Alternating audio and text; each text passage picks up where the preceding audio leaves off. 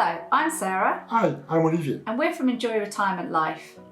If you're new to our channel, we hope you enjoy what we're talking about today, and don't forget to subscribe and give us a thumbs up because it will really help us grow our channel. And ring the bell. And ring the bell, we'd really appreciate that. So what we're going to talk about today? Well, today we thought we'd talk to you about retiring abroad. And really, where do you start with that? What kind of things do you have to think about? Because it's something we've had to think about, isn't it? Yeah, so you need to decide where you want to retire. So Which country? Yeah, so basically the first thing you need to think about is decide which country you want to retire to. And we, as you know, are on a journey to relocate and retire to France. That was quite an easy choice for us, I'm French. as you can hear from the accent, and I'm English. And for us it was an easy choice because it's not too far from my family in the UK, and Olivier's family are already in France. Yeah. So it was an easy decision for us to make. But if you don't know where you want to live, we've got some ideas to help you decide, really. Yes. First things very important for me is the climate. So do you want hot, between or cold? So that is going to define where you can't retire. So at the moment we're living in the UK, so we don't have too much sun. We have quite a lot of rain, and winters aren't too bad in the south, but it's quite cold. So we've decided we're going to give up this kind of climate and head south. And that's why we've decided to move to the south of France for that warm, all year round climate. So even in the winter, we know we're going to get some sunnier weather than over here. But what we think about when we want to retire is the quality of life. So what kind of life you can expect in the new country? Yes, that's a good one, isn't it? Because you're giving up your job and that's how you spend most of your day.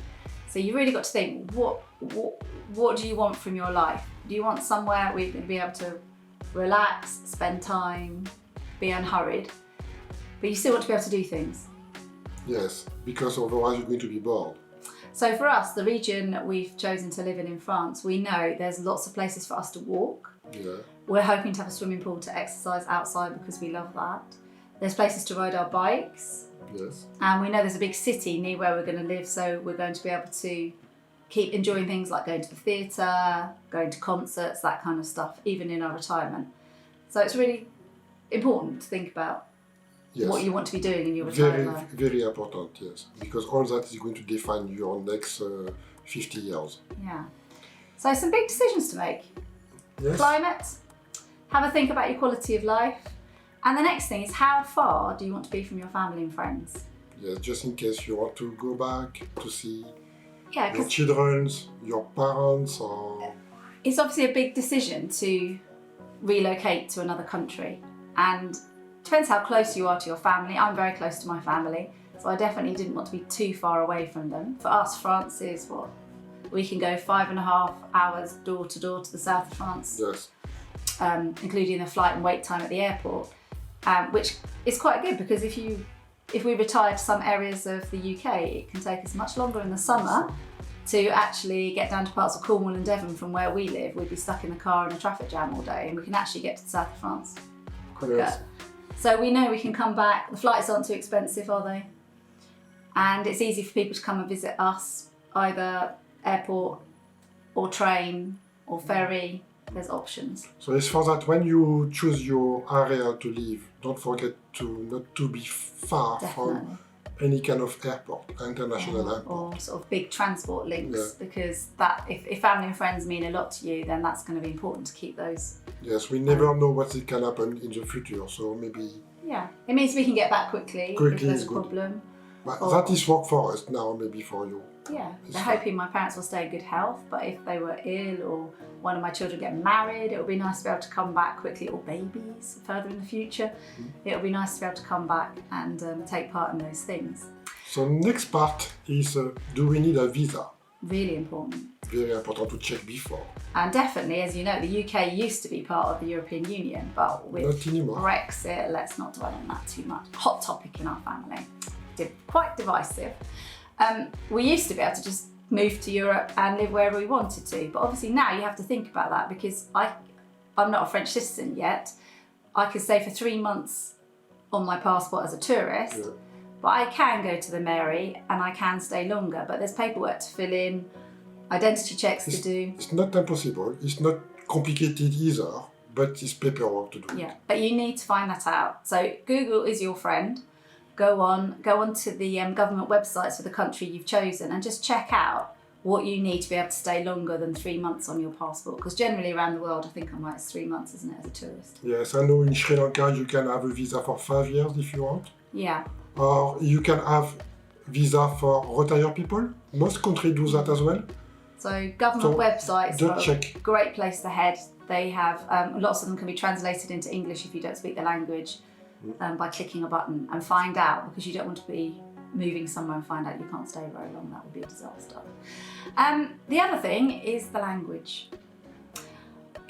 It's really difficult if you don't speak a language and you move to a foreign country. I mean, I'm really lucky because I've learned French from when I was at primary school, so quite young. So I'm fairly fluent in French, which has aided our decision to move to France, because Olivier knows that I will be able to, with or without him, make myself understood and understand. Oh yes, you're not going to have any kind of problems. No, but not everybody needs my level of language to move abroad. But I think you need a little bit. Yeah. And you definitely need to be willing to learn, because we know from our experience that even if you know a few words, even when we've been on holiday, learning a few words of the country where you're going makes a great difference with people. Yes, they like that. They like you make the effort. But if you're going to move and live somewhere else, but don't forget, you may need medical attentions, and if you don't speak the languages, it may be complicated. Really tricky. Yeah. Really tricky. And even if you're buying something, because you really want to, if you're negotiating a price or you're building a house, going to the bank, you really need to be able to learn. You need to understand the form, you need to understand what you need to fill. So yes, English is spoken widely around the world, but I think if you're moving to another country, it's good to make the effort to learn at least basic language skills so that you can really immerse yourself in their culture. We have some friends who moved to France. Yeah. They didn't speak French at the beginning, now, but now they're learning and they getting more involved in the life of the village. Yeah, because if you want to move, okay, in the cities, maybe they'll speak more English because obviously they're used to having tourists. But if you're thinking of relocating to a small village, you need to remember that fewer people, for us in France, will speak English. It's unlikely you're going to find people speaking English in a small village in France. And it's respectful, I think, if you're going to live in another country, to immerse yourself and learn a language. So that's how I hate going anywhere. He knows that I can't understand what's being said. I really don't like that. I'm a bit of a language fan. I don't mind. You don't mind, but I do. So language, very important. So once you've decided the country, there are top tips for finding... but we forget to talk about the budget. Budget, we did. How can we forget budget? Really important, the budget. Yeah. Budget. Of course, you're going to have a budget, presumably, if you're buying a house or building a house in another country. Where you might want to live, you may not actually be able to afford to live there. So we really suggest, what's helped us is to get online and find estate agents, not for us English estate agents selling property abroad, but go and find we found actual French estate agents online, and we're constantly looking at the prices and working out which areas we can afford to live in. That's been really helpful. We're going to leave the link below if you want to have a look. Yeah, especially if you're interested in relocating to France like us. We can help you with that. But the other thing is, some people don't want to live on a mainland country, do they? They think about islands. But you've lived on an island, so we've got some thoughts for you about maybe you have this romantic vision of retiring to an island. But it is romantic. You enjoyed your life. Oh yes. So I stayed for 1 year in Réunion Island, in Ocean Indian, and yes, you think it's paradise. It is a paradise, but don't forget, it's very expensive as well. Why is it so expensive then? Because everything came from it's abroad. Everything's imported. So, for example, if you want yogurt, it's almost £10, one yogurt. I remember you saying to me the French wine had to go. You had to be happy with the punch on Reunion Island. I was very happy with the punch. The wine was so expensive, but you soon really enjoyed the local. But the local punch is very cheap. So, yeah. If you eat as a local, so it's made for Réunion Island rice and vegetables and punch, All is good. is good. But if you want to keep up your If you want to have the same food as and drink, you have now, yeah. it's too expensive. Yeah. And don't forget you are on an island, so it means you are trapped inside this island.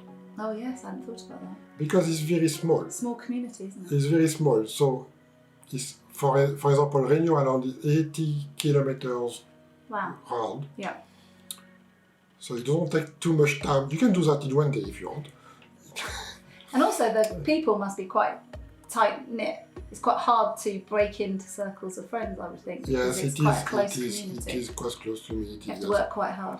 And if you want to get out of this island, you need to take a flight, and that is very expensive. Hadn't thought about that. That is very So expensive. islands seem idyllic and It is.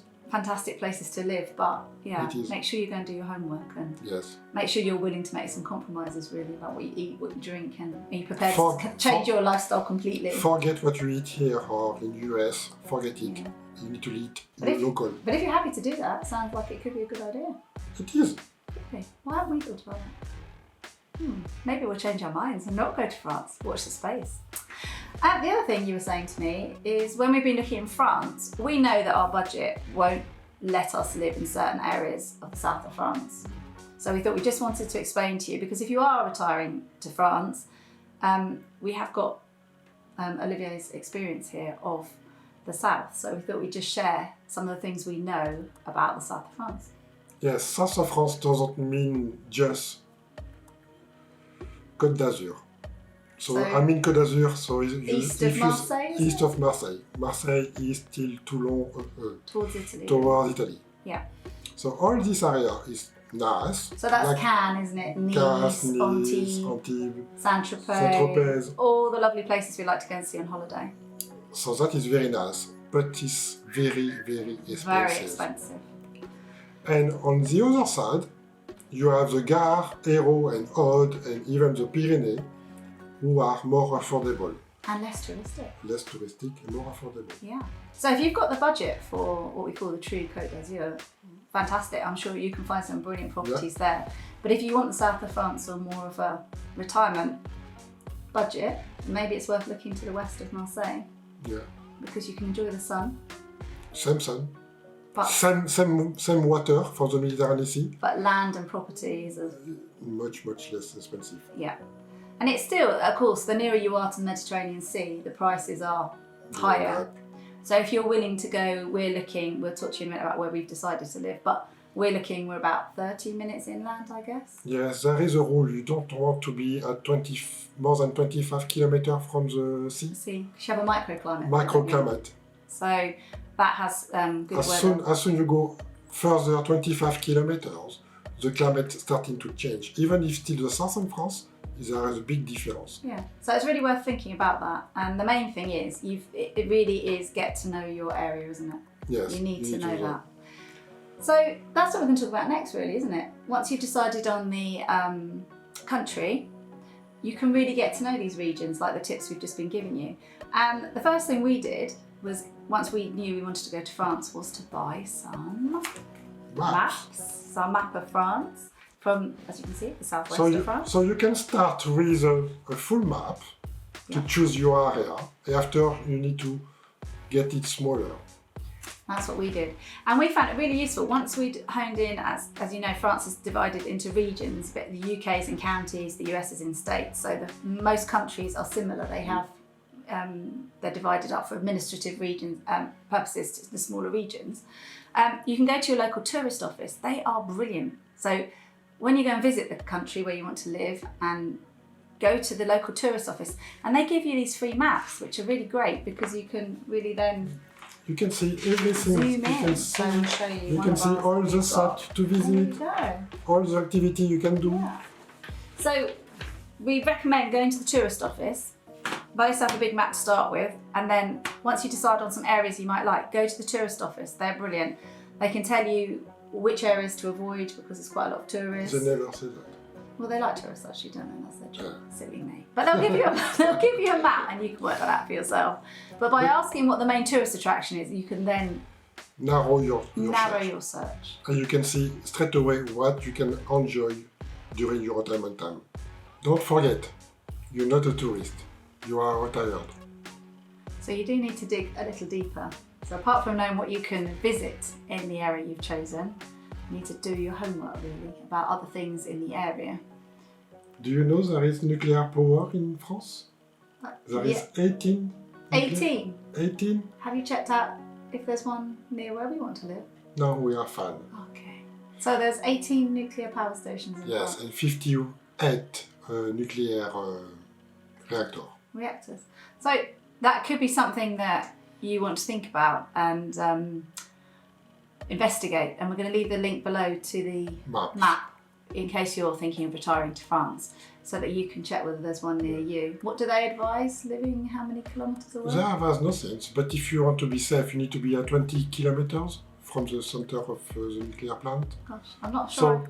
So take the map, draw a circle 20 kilometers if you want to avoid this area. Yeah, There are quite a lot.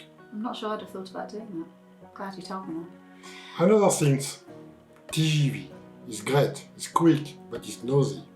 Perhaps people don't know what that is. It's the fast speed train in France. Oh yes, sorry. So it's great to get you from place to place really quickly, but it's very noisy. So perhaps check out the train lines Train lines, yeah.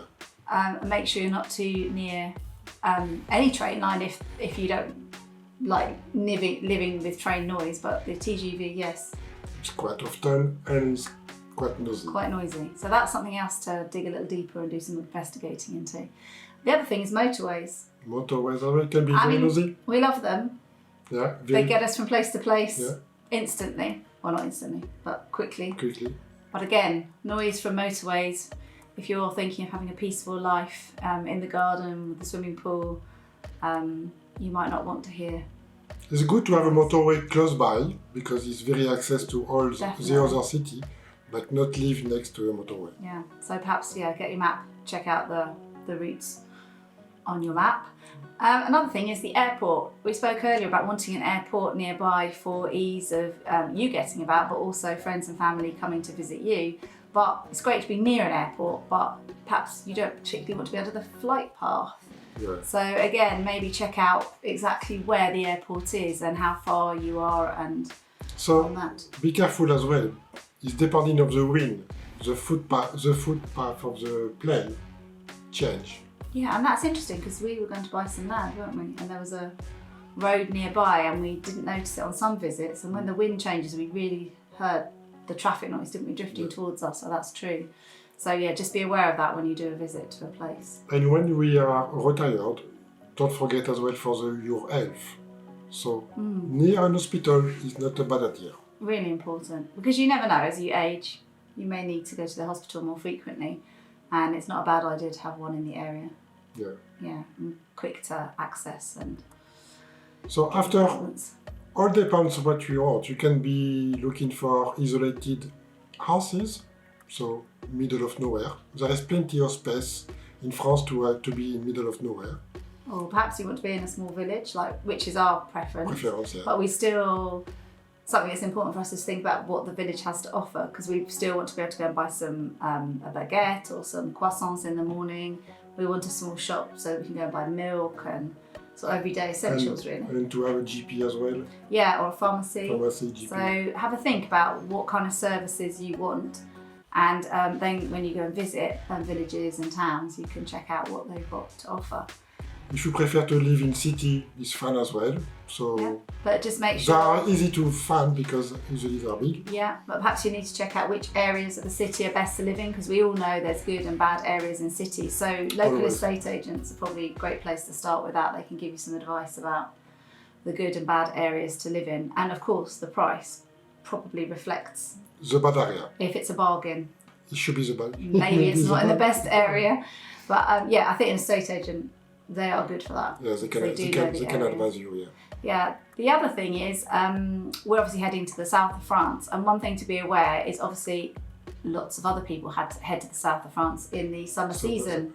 So we're quite aware that traffic jams, or bouchons as they call them in France, is going to be part of our life if we head towards the coast in summer months. We know we're going to have to allow longer because there'll be more people around. Even actually inland where we're going, it's on there's a wine route, isn't there? Yeah. So we expect that to be busy. So it's great because you're living in a beautiful area. Obviously tourists come because the area has something to offer, but is that going to annoy you? Because you're not a tourist, you are retired there. Are you going to be able to live with that? So that's something to think about, isn't it? Be careful as well, some area on the coast are completely dead during the winter. Oh, that's a good thing to think about. Because, we like for example, Cap d'Agde are really busy in the summer. full of tourists. It's very, very busy. You can't even park. But during the winter, it's empty. And it's hard to go and eat it there, isn't it? And Everything is closed. So only on a warmer day in the winter they may open up, but yeah, not very regularly. Basically, it's between it's starting in April and it finishes in September. Yeah. Between this period, dead. Yeah.